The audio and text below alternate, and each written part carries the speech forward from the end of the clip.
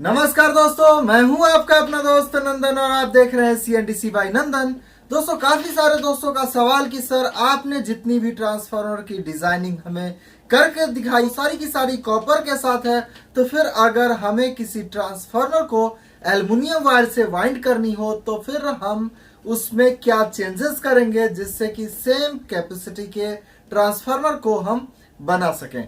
तो दोस्तों, अगर आप जानना चाहते हैं कि आप एल्युमिनियम वायर से किसी ट्रांसफार्मर की डिजाइनिंग को आप कैसे करेंगे तो इस वीडियो के साथ बने रहें, इस वीडियो को अंत तक देखें।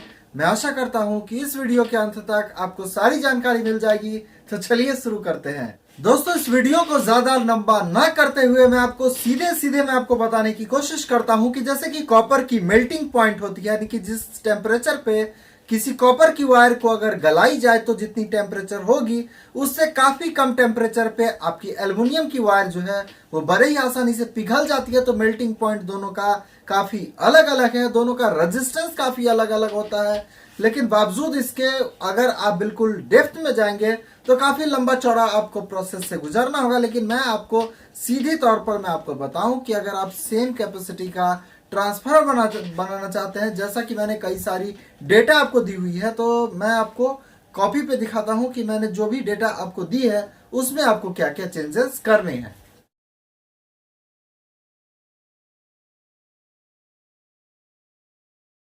सब्सक्राइब करें ACNDC बाय नंदन चैनल को और बेल आइकन को दबाएं लेटेस्ट टेक्निकल वीडियो सबसे पहले देखने के लिए। दोस्तों, मैं ACNDC परिवार के सभी सदस्यों से ये निवेदन करता हूं कि वो अपने काम के दौरान प्रयास करें कि वो किसी कॉपर वायर से ही अपने काम को करें, चाहे कि कॉपर की वायर आपकी लोकल हो या फिर मीडियम। प्रयास करें कि आप कॉपर से ही अपना काम करें, क्योंकि एल्युमिनियम का वायर काम करने में बिल्कुल भी सही नहीं होता। ये एल्युमिनियम की वायर ज़्यादातर वेल्डिंग मशीन में ही सक्सेस होती है, बाकी इन सारी जगहों पर उतनी अच्छी वर्क नहीं कर पाती। तो इसलिए आप जब कभी भी अपने ट्रांसफार्मर की वायरिंग करते हैं तो बिल्कुल कोशिश रखें कि आप कॉपर से ही उसकी वायरिंग करें। किसी स्पेशल अगर किसी कस्टमर की डिमांड हो कि उन्हें एल्युमिनियम में ही चाहिए तो ही आप इस तरीके का ट्रांसफार्मर बना। तो आपके मन में एक सवाल चल रहा होगा कि सर आप बताते हैं कि एल्युमिनियम की वायर सक्सेस नहीं होती, तो फिर इतनी इन्वर्टर कंपनी या फिर इतनी ट्रांसफार्मर जो बनकर आती है वो सारी की सारी एल्युमिनियम में होती है, फिर वो सक्सेस कैसे होती है। तो मैं आपको बताऊं कि कंपनियां जो ज़्यादा बल्क में अपने प्रोडक्ट को तैयार करती है तो वो अपने लिए वायर को भी काफ़ी स्पेशल ढंग से तैयार करती है, जिसकी लास्टिंग काफ़ी अच्छी होती है और उनके पास इंफ्रास्ट्रक्चर काफ़ी अच्छा होता है, जिससे उसकी जॉइंट्स को भी वो काफ़ी अच्छी तरीके से करते हैं, जिससे कि उनकी वायर के अंदर या फिर उनके काम के अंदर कोई ऐसा शिकायत आपको देखने को नहीं मिलता। लेकिन नॉर्मली जो मार्केट के अंदर आपको मिलती है एल्युमिनियम की वायर वो उतनी अच्छी नहीं मिलती। जैसा कि दोस्तों ये देख सकते हैं 25 15 एम्पेयर के ट्रांसफार्मर की मैंने कल आपको डेटा मैंने आपको दी हुई थी, तो ये कॉपर के साथ है। लेकिन अगर हमें 15 एम्पेयर की 25 अगर बनानी हो एल्युमिनियम के साथ तो क्या करनी होगी कि इस 13 नंबर वायर की जगह आपको यहां में लेना होगा 12 नंबर।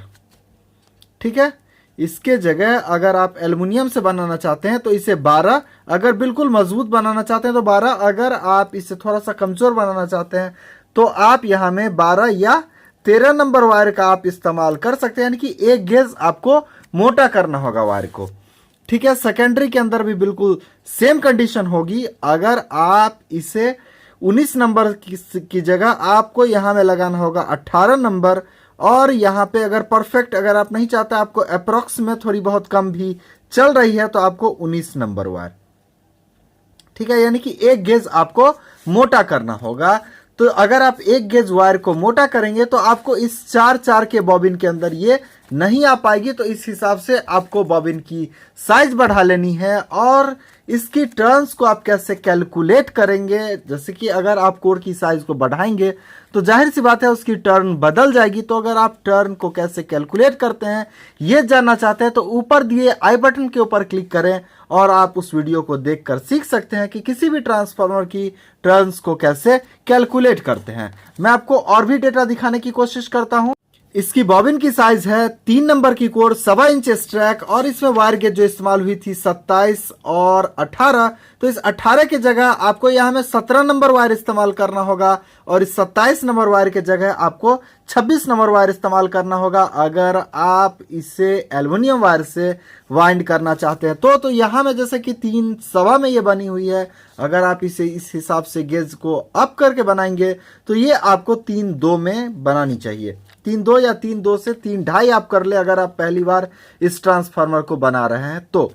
इसके बाद जैसा कि 30-0-30 5 एम्पियर की ट्रांसफार्मर थी, इसमें मैंने आपको 18 और 25 से दिखाई थी। अगर आप इसे एल्युमिनियम से बनाते हैं तो आपको यहाँ में 17 और 24 से इसकी वाइंडिंग करनी होगी।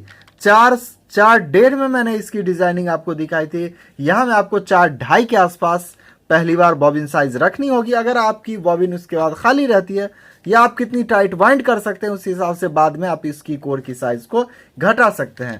जैसा कि इस हिसाब से जो मैंने आपको टर्न दिखाई हुई थी कॉपर की, इस 1.5 इंच के साथ वो इसकी नहीं रहेगी। क्या होगी, टर्न्स कैसे कैलकुलेट करते हैं मैंने आपको पहले ही बताया। आई बटन पे क्लिक करें। अगर आपने पिछले आई बटन पे क्लिक नहीं किया तो वीडियो के अंत में आपको उस वीडियो की लिंक दिख जाएगी आपके स्क्रीन के ऊपर कुछ यहाँ में, तो आप उसके ऊपर क्लिक करके फिर से देख सकते हैं कि ट्रांसफार्मर की टर्न्स कैसे कैलकुलेट करेंगे।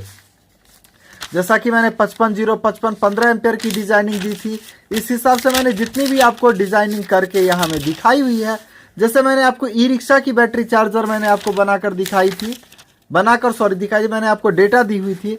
तो मैंने यहाँ पे 12 नंबर वायर का इस्तेमाल किया था। अगर आप इसे एल्युमिनियम में बनाना चाहते हैं तो आपको यहाँ में लगाना होगा 11 नंबर और यहाँ में 18 की जगह आपको यूज करना होगा 17 नंबर वायर। ठीक जैसे यहाँ पे 7-3 में है तो इसकी जो स्ट्रैक है वो आपको बढ़ानी होगी। आप 7-3 में बनाए थे, अगर आप चाहते हैं तो अगर आप चाहें तो आप इसे 7 भी 3 इंच कर सकते हैं, तो आपकी जितनी वायर है वो बड़े ही आराम से आ जाएगी।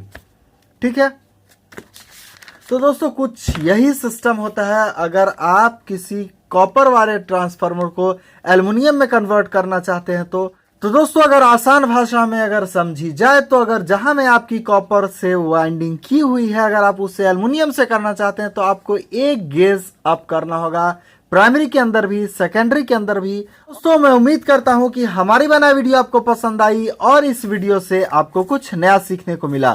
दोस्तों हमारी वीडियो अगर आपको आई पसंद तो प्लीज लाइक करें और आपका कोई भी सवाल या सुझाव है तो हमें कमेंट बॉक्स में जरूर लिखें। वीडियो को अंत तक देखने के लिए आप सभी दोस्तों का बहुत बहुत धन्यवाद। सब्सक्राइब करें ACNDC बाय नंदन चैनल को और बेल आइकन को दबाएं लेटेस्ट टेक्निकल वीडियो सबसे पहले देखने के लिए।